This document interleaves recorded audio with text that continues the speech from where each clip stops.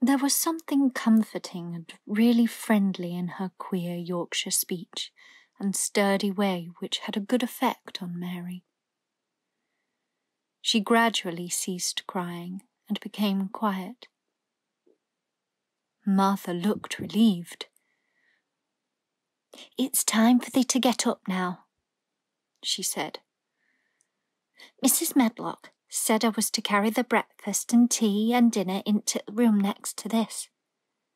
It's been made into a nursery for thee. I'll help thee on with thy clothes if thou'll get out of bed. If the buttons are at the back, thou cannot button them up thyself." When Mary at last decided to get up, the clothes Martha took from the wardrobe were not the ones she had worn when she arrived the night before with Mrs. Medlock. "Those are not mine," she said. "Mine are black."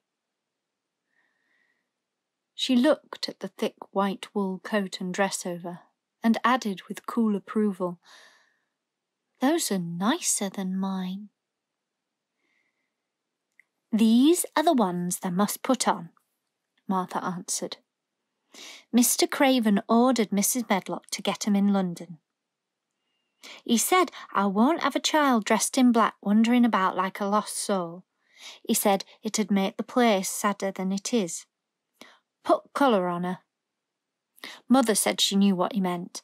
Mother always knows what a body means. She doesn't hold with back herself. "I hate black things," said Mary. The dressing process was one which taught them both something. Martha had buttoned up her little sisters and brothers, but she had never seen a child who stood still and waited for another person to do things for her, as if she had neither hands nor feet of her own. "Why doesn't thou put their own shoes on?" she said, when Mary quietly held out her foot. "My ayah did it," answered Mary. "It was the custom." She said that very often, it was the custom. The native servants were always saying it. If one told them to do a thing their ancestors had not done for 1,000 years, they gazed at one mildly and said, "It is not the custom," and one knew that was the end of the matter. It had not been the custom that Mistress Mary should do anything but stand and allow herself to be dressed like a doll. But before she was ready for breakfast, she began to suspect that her life at Misselthwaite Manor would end by teaching her a number of things quite new to her. Things such as putting on her own shoes and stockings, and picking up things she let fall. If Martha had been a well-trained, fine young lady's maid, she would have been more subservient and respectful, and would have known that it was her business to brush hair, and button boots, and pick things up and lay them away.